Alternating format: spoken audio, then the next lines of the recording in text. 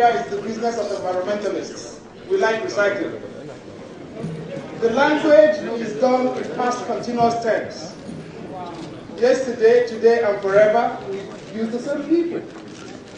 And the reason that happens is because and that is why those who go into government don't want to say anything, because they want to return. That are disclosed in this, whose objective is to return. Yes. I'm a student of Nigerian autobiography. And Chief Simon, in 1995, and in 2000, a book that themes. Early in the book, he says, and that's on page 57, a rigorous process, that in Nigeria we simply roll the die or throw a piece of dirt and don't care where it hits on the dirt. We are pretty much the same everywhere in Nigeria. North, south, east, west, our needs are the same. And there is a third thing that he says here, and that is why a lot of us here, that is where a lot of us here is impunity, the absence of equal opportunity. You will understand why this is security problem. And he says his entry into public service was an hour which secondary school is a case of preparation, meeting of. And the story tells the book of Barawa called The Students Together. Our school has just been overthrown. That was the bad news. Here of public servants, issue on which there may be a slight difference of opinion, stream and not necessarily producing graduated with first class. Because he made money early. And in public service, he met is the story of the relationships built in that time. A part of what owned by the state, and two, the biggest real estate in Nigeria called Abuja. Companies will be multiple trillionaires. They'll be writing those numbers that never, you add several other numbers to it. But it's, I think, to filigree us with money. Instead of becoming the guy to share his ideas, and he will. But I don't think this, what audacity of this book, or the sweep of its narrative. After reading it the second time, I thought actually the most funny thing is that there are lots of, that is the project, the program implementation and monitoring committee on the expression provided by Chief Udoji. That's 3 successive presidents. But there is also another story that is tremendous here, is the story of what I think was a fairly dysfunctional, in some productive ways, relationship between the author, the vice president under President Obasanjo, and President Obasanjo himself. And for me, it produced what was probably the most remarkable line in the book. When he'd gone to resign, to tender a resignation to President Obasanjo because of some issues that arose while he was in the BPE. And after initial conversations, President Obasanjo called him into the room and he says, "My short friend, I have a duty to train you, to make sure you learn to work with everyone, not just people that you like." This is on page 126 of the book. The story that unfolds, and he tells him, look, this is not your quantity surveying firm. This is the Federal Republic of Nigeria, and it has room for good, bad, and ugly people. You cannot only work with the good people whom you agree with. And for some of us who are dilettantes in public service, that for me actually just captured everything. It drove a remarkable lesson home. And it is a very spirited defense as well of what he did, why he did it, how he did it, and with 17 chapters alone are devoted to his experience. The history of Abuja, which is something kids are waking up without a sense of past, a sense of context, and a sense of future. And the context of inappropriate behavior simply to get contracts for his friends. He uses just one word, disgusting. Some people read good books very quickly. Others read good books very slowly. Unfortunately, I fall into the latter category. It's a very good book, and I'm reading it very slowly. And you will see that from our chairman, who hasn't read it, we are making progress. Although we are not there yet. And I've read it in the media. I've also done some extensive work in promoting today's event. The ink has not yet begun to flow. And I anticipate that it will take a time for it to dry when the inks begin to pour after today's presentation.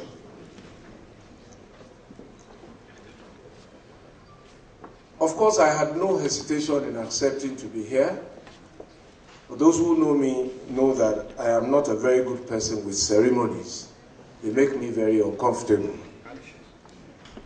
But I'm glad that I am here because I cannot remember when last at a function that had an intellectual bent where we were not invited to come and eat and drink.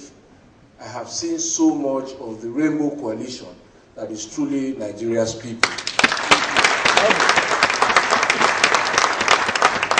And this is significant because the reason we are here now is about a man who is no longer in government, so he has no patronages to dispense. But I believe that we are here because we are either familiar with the character and courage of this man, or we are curious about it. I fall into the latter category. I'm more curious about him. But I've encountered some of his courage. Character is a matter of public discourse, but you will learn a lot more about it in the book. But you will see how deeply a man of family he is and how surrounded him. And I found it probably most... And as you go on, it will ring true that we must never call the name of God in vain. If you look at events in the last few days, all of the things that have happened there was amalgamated as an act of God. We won against Mali book. And those who have not read it, I will commend the story of Sunday to you, because it is a story that rings through of bullies. And El-Rufai fought a bully who was twice his size by making his life uncomfortable for 3 months, every day.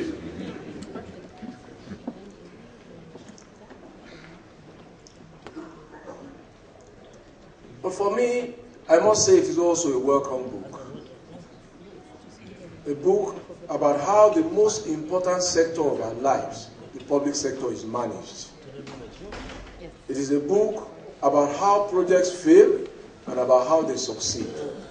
About errors that were made and successes that were recorded. Books like this have been quite in short supply. And I remember that when I sought to run for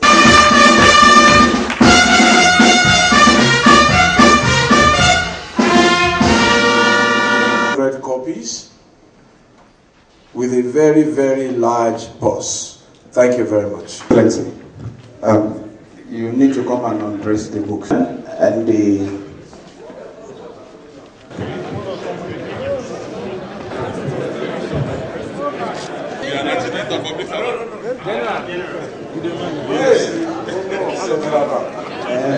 please arrange yourself according to your height in alphabetical order. All of you.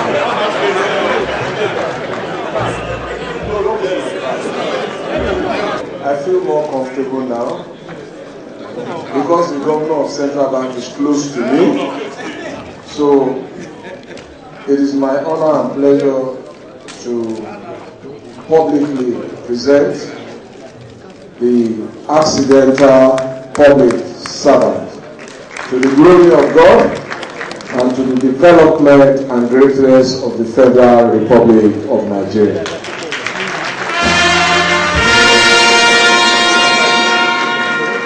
The presenters can take a copy each.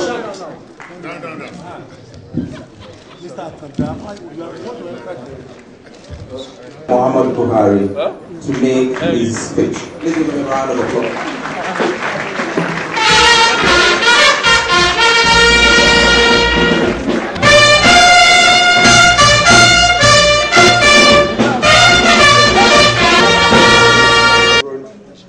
And there isn't an escape route under the table.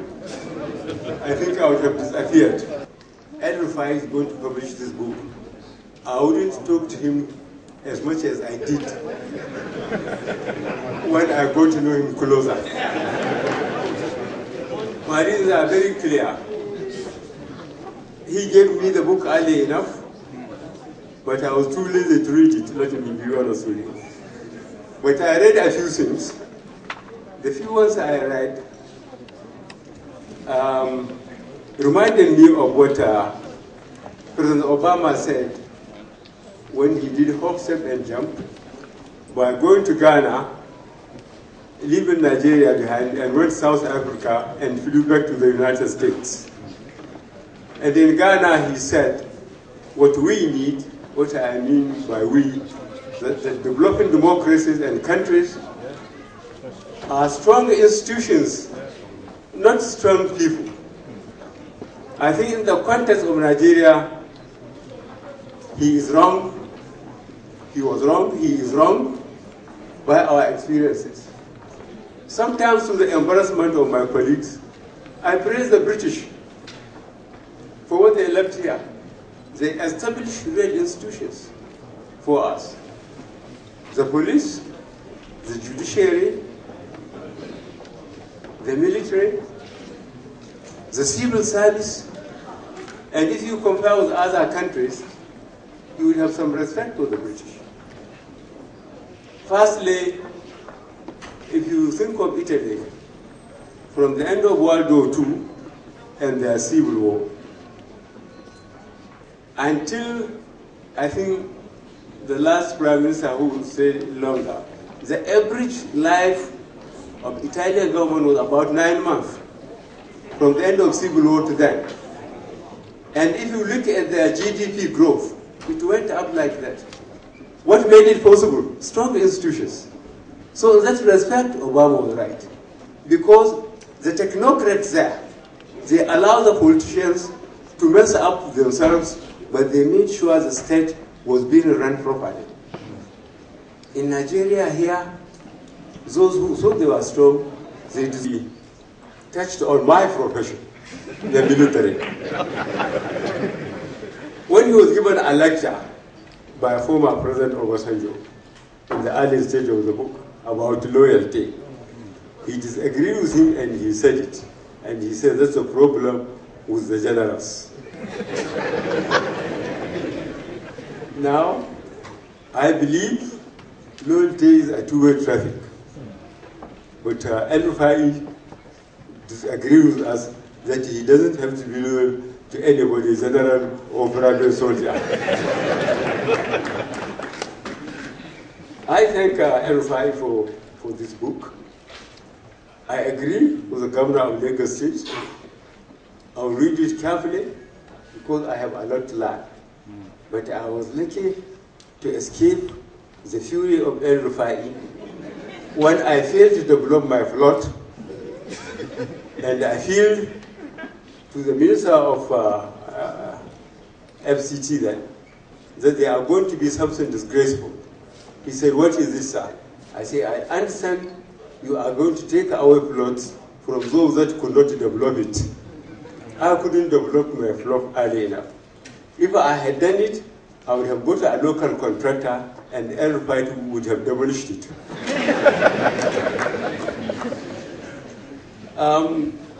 For the civil servants now, and for the elite, I think I honestly recommend this book for them.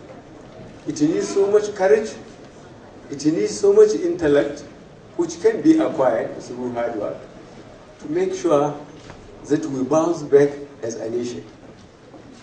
We know all those who talk glibly about dividing this nation.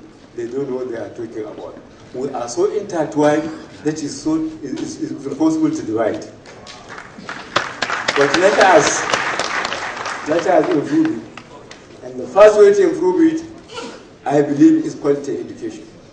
That's why my respect goes to late Ahmad Bello, late Chief of Ofini Aulu.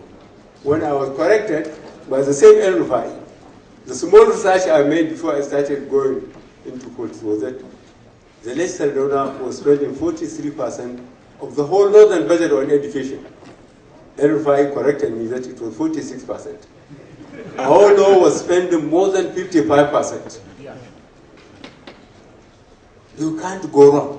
But when we get states now, voting 2 or putting 2% or 5% of their budget on education and the rest on security, there will be no future for this country.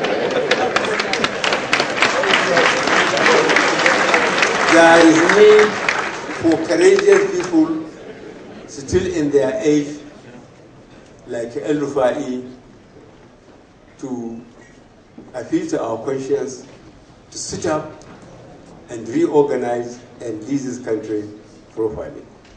I, unlike the governor of Lagos State, I will only buy 3 copies. For some of my friends that don't always agree with El-Rufai, I'll give it to them because I know they will not buy it.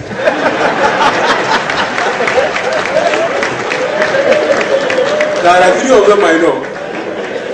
I will buy those 3 books and donate it to them so that if they have any questions, they will be forced to read it because they get it free. Thank you very much.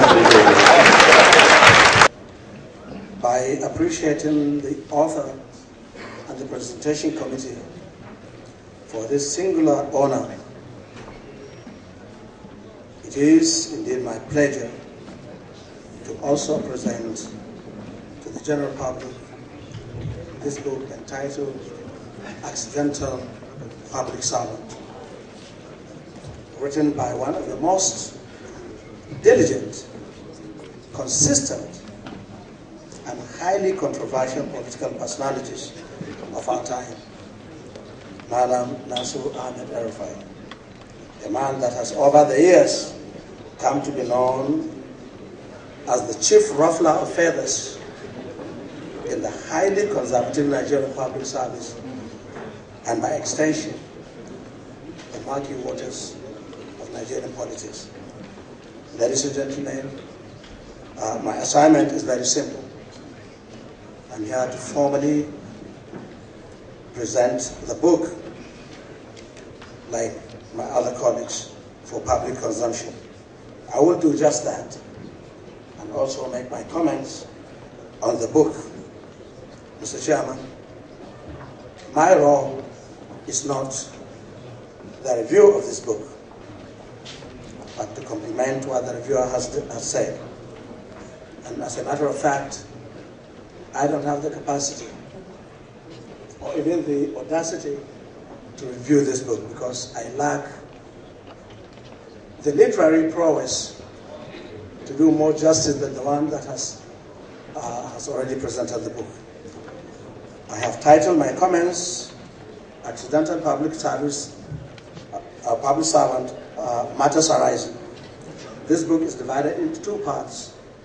Sorry, I have to say this because I have read the book, and I think it will add value to this function if I also have an insight or share with you one aspect of it that I find exciting that the public needs to know so that we'll be able to procure this book and make the best use of it. Those who have had the fortune, or rather the misfortune, of coming across him, most especially in this public service life, will bear me witness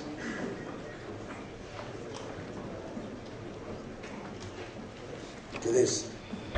The general perception of El-Rufai in many quarters over the years has been that I cannot but be here because of who Nasir is and the company he keeps. Nigerian colleague who was there, Yemi Kadoso, he was the former commissioner of budget and planning in Lagos, just stood watching the 2 of us. Of course, from that moment, I started following Nasir very closely until he poached one of my staff, and I didn't take very kindly to that when he became the minister of FCT. One of my special staff, Amina Saliu, became his special assistant. He had referred to Amina in this book as one of the people who pressurized him into writing the book, and I'm glad he did. The reviewer has done a sterling job. All the speakers have spoken very glowingly about various aspects of the book. I learned quite a number of lessons. And let me say that, Nasir, you would have to pay for this. I finished reading this book at 4 a.m. this morning. Because it was unputdownable. He had sent my copy not to Ekiti, but through some third party.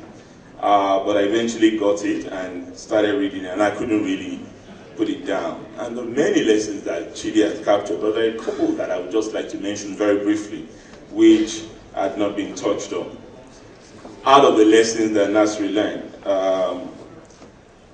the first that I found very, very prescient and interesting.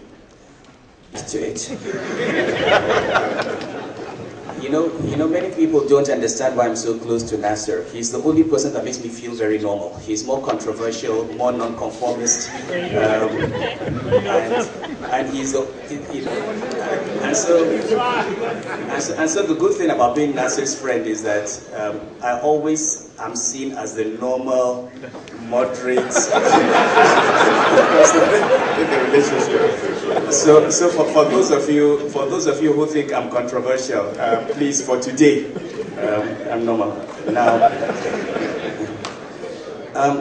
I haven't read the book, and the reason I haven't read it is I just got my copy today, and the reason I got a copy today, you have to blame Sam and Isaiah. It's because Nasir had asked Jimmy to give me a copy of the book. And they made the mistake of giving Sam and Dad 3 things. When I was told he was writing a book, I said there are 3 things I know about Nasir that will come out. And these are 3 things that he and I agree on 100%. And I don't agree with him on everything, but these 3 were in total agreement.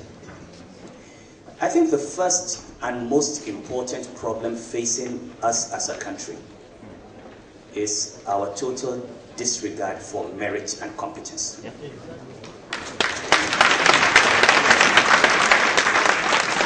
And this is something that I have always said. The problem is not corruption, it's not ethnicity, it is that, you see, when you want to send your child to a hospital, you send it to a doctor who is trained. You want to get a good education, you send it to a school with good doctors. Why is it that we can entrust the most important things in our lives to people without asking if they are qualified to handle this? So the first thing is that the focus on merit until as a country, we stop talking about whether you are from the north or the south or Muslim or Christian or Igbo or Fulani, and start asking what you have to offer and how suited you are for the role that you see. We will not even begin to address the problem, because everything you see that divides us, ethnicity, religion, is a tool in the hands of those who have nothing else to offer. Yes, sir. The second thing that I knew would come out in the book is, again, this thing that all Nigerians of my generation who went to secondary school immediately after the Second World War remember, which is that one Nigerian is the same as the next. You go, whether you're from the north or the south, Muslim or Christian, you have good people and bad people everywhere. It's either you're good or honest or intelligent or loyal, or you are bad. It doesn't matter what church you go to, what mosque you go to, what language you speak. We should begin to judge people as 2 minor things. I've known Nasir since 1977. We've been, I can't remember when I met him. It's one of those people that has been around me all the time. And like I said, we don't agree 100%. There are a few things we have in common. The things that does to you is that you're small, you're usually the tiniest boy in the class. Excellency, my leader, my mentor, General Buhari,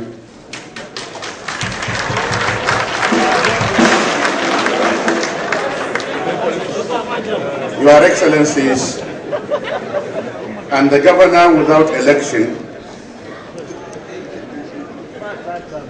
Believe me, I'm so happy that I'm here. Some people might think I came late. No, I sent my chief of staff because I had another responsibility on behalf of the governors to open the seminar, a workshop for the Millennium Development Goals. There was no way I would have absented myself from here. Because Nasir, to me, and has been a family member. We share two brothers, Bashir El-Rufai and Malam Ibrahim Ali. And we met severally before I received him at the Federal Capital Territory. And when he came, I thought I was a radical. But believe me, as soon as we started work, I realized I had become conservative. But a very nice conservative, because I had to moderate an accidental public servant to realize that there are rules and regulations to some of the things. And that no matter how you hate a situation, sometimes you may have to live with it. And I had to be here because I saw that in some places my name also came up. But I'm happy that my name came up all in a positive manner, except one place. On page 281, Nasir El-Rufai said, when we gave him 2 volumes of handover note, that there was no place we mentioned about the illegal structures. And before Nasir El-Rufai came, we have started demolition of illegal structures. The only handicap we had was that I had a minister who was more partisan than the PDP. And that more often than not, while starting somewhere, we will be stopped by an instruction from the villa. So for me, when Nasir came, it was an excellent thing because we would go and do a thing before the villa instructions came. And like he said, Justice Bashir Sambo is not here today. But even in that one, I invited Justice Bashir Sambo and others before Nasir came to meet with them. Why that meeting? Because unlike the Christian religion, where you can describe an institution and give it a land, for the Islamic one, most of the lands were given in trust to Jama'atul Nasr Islam. Unfortunately, many of those lands, they dealt with one another to the extent of the housing matter, which became the popular thing, but actually that wasn't the problem. Then in one page, I saw that positively, somebody who thought he had the influence, somebody who thought that he could take any land he wanted in FCT, came to us and said we must regularize because he's been there for 10 years. I said, but the rule says you cannot be, no individual will be given a land in the central area. I was so happy that no sooner than Nasir arrived than he reported me to Nasir that I refused to regularize. And that was when Nasir and Tena actually went up. So for me, this is a wonderful book, a book that I knew because I had had to deflect, even when we were together, I had to deflect when people thought that Nasir was an ambitious person, Nasir wanted to do this and that, and I kept saying, his character is not for that. But his character is the type that produces excellent people to do the work. Who will handle, who can live with certain things? Nasir is the type that will look at the good and the bad. The ugly part, I think he sleeps on that. Today, I was one of those, a few people in the PDP who is fervently praying that the merger of the 4 parties should come into reality.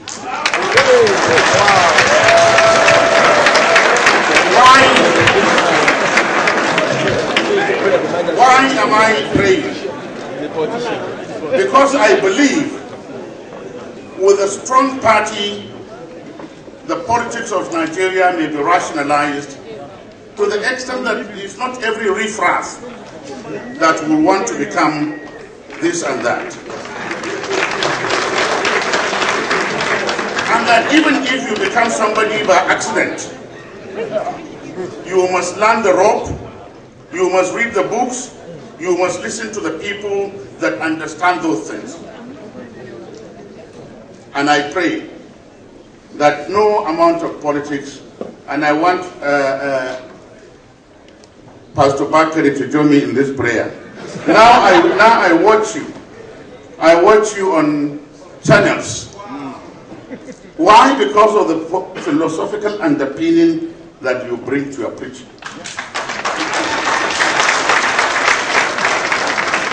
I had a problem with you initially when I probably misunderstood you, thinking that you are questioning and you are looking for the dismemberment of Nigeria.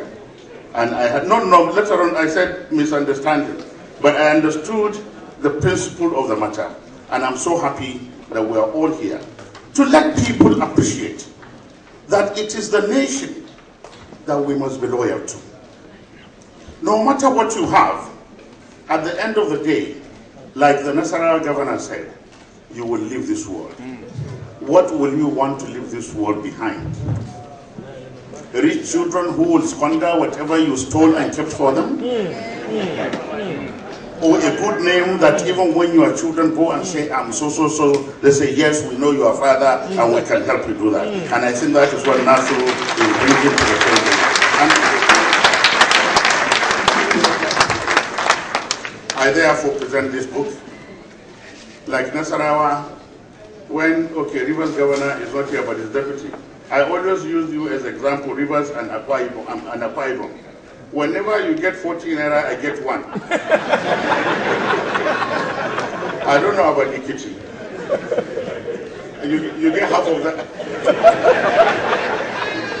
So with that, we present and we will take 150 copies for a medium sum of amount, but to encourage Nasir, because already volume 2 is coming up by the issues, and I do hope that all those whose names have come up here will write either a rejoinder or a book to question as substantial. But don't worry, I will not write my own. I have not finished with public service yet. And for me, I'm not an accidental one. I've been preparing myself. When somebody said, oh, we hear you want to be president, I said, I'm prepared, but I'm not saying anything now. Thank you very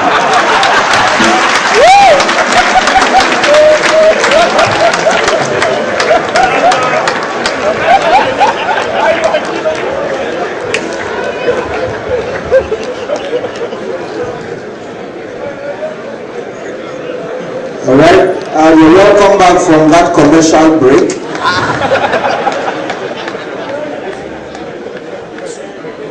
Was shot as the sender and the writer. So I have not read the book. But I was looking forward to read the book because I have worked with Malam Nasir El-Rufai as Accountant General. We have worked on the reforms of public service. At the time, Malam Nasir even wanted to chair the reform of financial regulation as a quantity surveyor.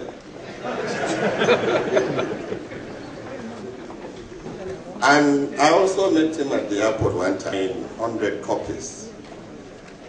Ekiti is also a little bit bigger than Gombe State. And his twin brother, Nasir, except when Malam Nasir El-Rufai decided to refer to me as Engbomi Atata. I wept reading the book, and I told him so.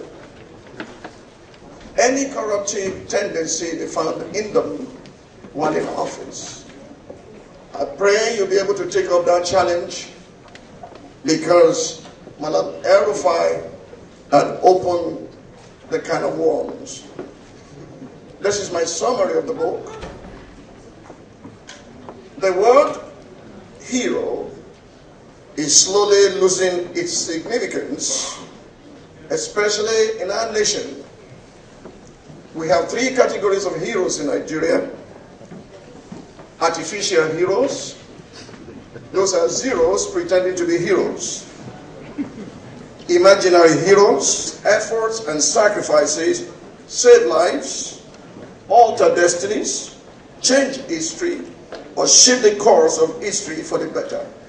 I believe with all of my heart, without any iota of doubt, that Malam Nasir El-Rufai belongs to the class of true and real heroes. You cannot read that book. The only one. Please permit me to observe all protocols.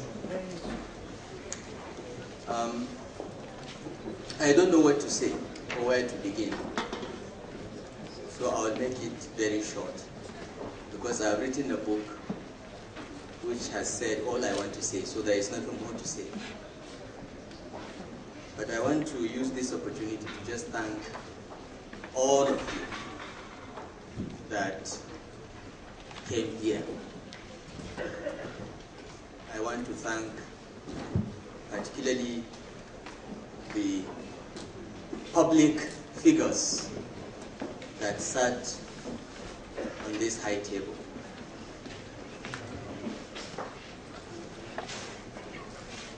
Because coming here means everything to me. Some that Muhammad Buhari have been, or many of the people in FCT and BPE that are part of this story. That is all I have to say. When Pastor Sarah was praying, tears came out of my eyes, because I've never been so responsible.